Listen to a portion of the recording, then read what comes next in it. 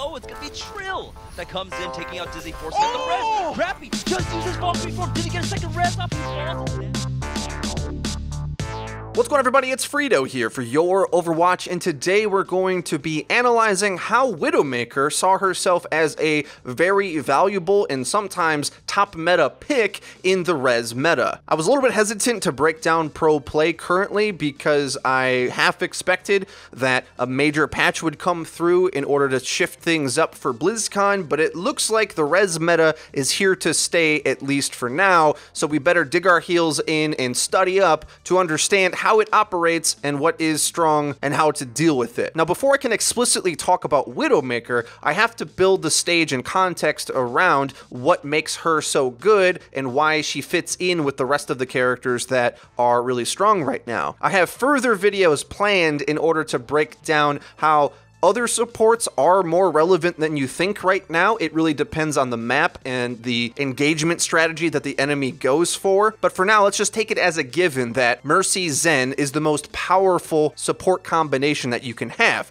Which is true, it has the most raw power, but it does have weaknesses and inflexibilities that I'll cover later. What are the general strengths of this duo of supports? Most metas are run by support power, and this one is no different. Well, Zenyatta doesn't really get his trance countered because Ana's so hard to play. Healing Orb on Mercy guarantees that you can get res value, making her incredibly impossible to kill. And then the queen of the meta, of course, Mercy. Flies in the sky, really hard to hit, and because we have resurrection on cooldown, this enables for the most greedy type of team compositions we've seen thus far. What do I mean by greedy? Well, Widowmaker on defense, for instance, is quite a greedy pick because normally when you didn't have a chance to have a get out of jail free card and revive after getting focused down, it used to lose you the entire team fight. Widowmaker historically has been really risky and quite bad on defense, actually, because oftentimes you only are going to get one life to hold a checkpoint, and playing a character that's so boom or bust is just a major risk. But on defense, you can sometimes get away with it since you have Mercy res, and that also informs why the tank line can be so greedy as well. A lot of tanks are getting played right now. Reinhardt probably not as much as maybe he deserves. It depends how much King's Row gets picked, I suppose. All of them are quite good,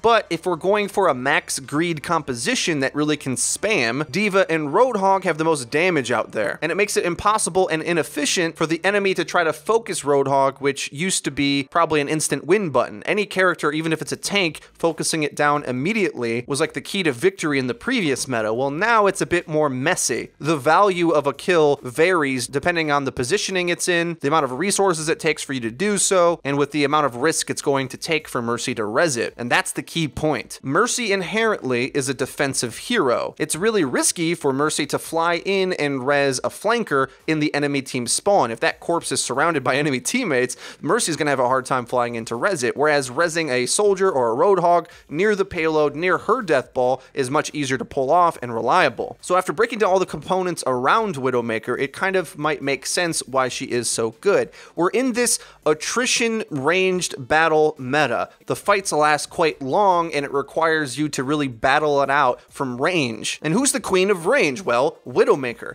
Not only is she one of the few characters in the entire game that's capable of killing a Mercy, in Valkyrie form or otherwise, really, she's a character that it isn't too expensive for her to get a kill. What I mean is, the only thing that's holding a Widowmaker back is her ability to aim. Whereas if a Tracer or a Genji uses a lot of their cooldowns to go get a kill, well, that res comes up, they have all their cooldowns back, because at least right now, while in that limbo death state, your cooldowns aren't frozen, so you can come back to life with your Roadhog hook and vape ready to go. And once Genji doesn't have reflect or Tracer doesn't have recall, they're actually in a deficit at that point, and the team that has the res activated is at a small advantage for that point in time. Well, Widowmaker, other than using her hook shot in order to avoid damage and get at good angles, doesn't expend really any relevant cooldowns in order to get a shot. It's just based upon your aim. So if you're good enough to be able to hit shot after shot on Widowmaker, well, you can severely come on top in this attrition battle. Yes, you may have thought that picks aren't very good, but kind of like I said in my countering Mercy video, video way back when, Widowmaker picks don't instantly win you the fight, but it's also almost one of the only ways that you can battle this attrition meta. A pick gets the res on cooldown at least, which opens up for the rest of the fight to actually happen. It might feel frustrating that originally you would just be able to carry an entire team fight with a Widow pick or two, but now the requirements of DPS output is simply just higher. You have to play even better on DPS now because support utility is just so strong. You can't afford to play pretty good, have bursts of impact, and then get fragged back after they res. That loses entire team fights. You have to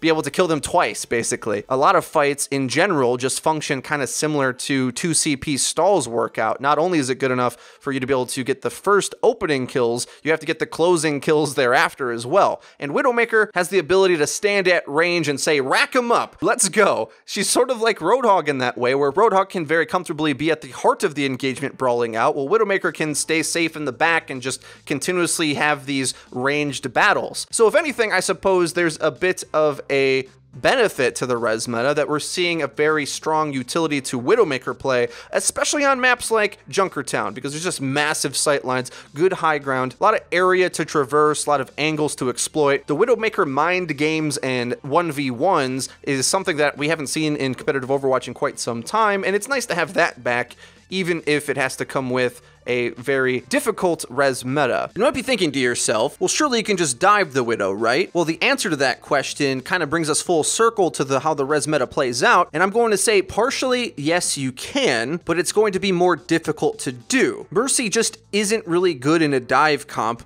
unless you have a Pharah, which might be the route that they go if you want to play more aggro in that way. Triple DPS Pharah, I think, might work, have enough DPS utility to burn frags through res, hunt down Mercy. I think that comp might be able to see some use if played correctly, but the problem is making any coordinated attack onto a Widowmaker requires you to do so without dying in their spawn, because if you trade 1-for-1, the defensive res principle kicks in and says, well, that Winston traded his life for a Widowmaker, well, we res whatever he killed, and all of a sudden now we're in advantage. You have to be able to not only get picks, but stabilize in doing so, which I think is possible, but just so difficult to do. A lot of pro teams aren't looking to do it whatsoever, and instead are more happy to just play the strengths of the meta better than the enemy is doing. And part of the problem in the circular butterfly effect of the rock, paper, scissors going on here is if we wanted to just ignore the Widowmaker, the best tank picks would be like Reinhardt and Winston, possibly Orisa in there somewhere too.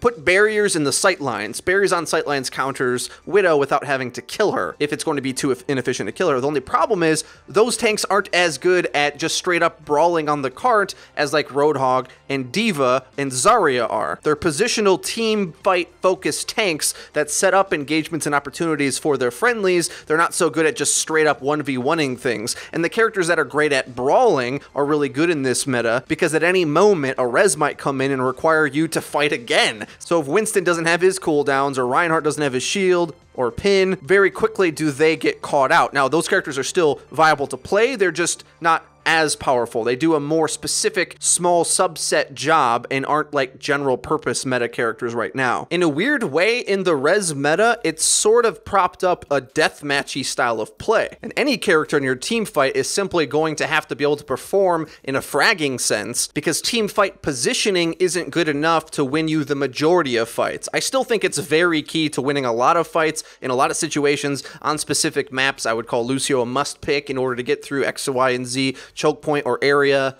when the enemy's set up in certain ways. But generally speaking, the reason why we're seeing so much Widow is that the state of play currently requires you to have severe frag capability, and the more supportive and team-oriented play styles are a little bit more difficult to leverage, which can sometimes lead to Lucio, Reinhardt, and Winston somewhat in the dust, though I don't think irrelevant. The pro teams are still figuring things out, so don't assume things are set in stone. A lot of these rules and expectations and strategies are going to reveal themselves over time, so by the time we hit BlizzCon, I think we're going to see varied strategies on different maps. Triple tank on King's Row, probably more 3 DPS less on Oasis. Despite Mercy probably being too good right now, one benefit of this meta shaking style is that it's really forcing different compositions to synergize with each other in powerful ways. Like, the counters are really hard and sharp. And there's interesting things that develop that when one team starts to pick things that aren't as greedy in this ideal composition and starts to beat the enemy, there's like this ripple effect where they both have to come back. As soon as one team starts utilizing Lucio speed boost to win engagements, well, the enemy team realize that they have to do it as well and almost mirror it sometimes.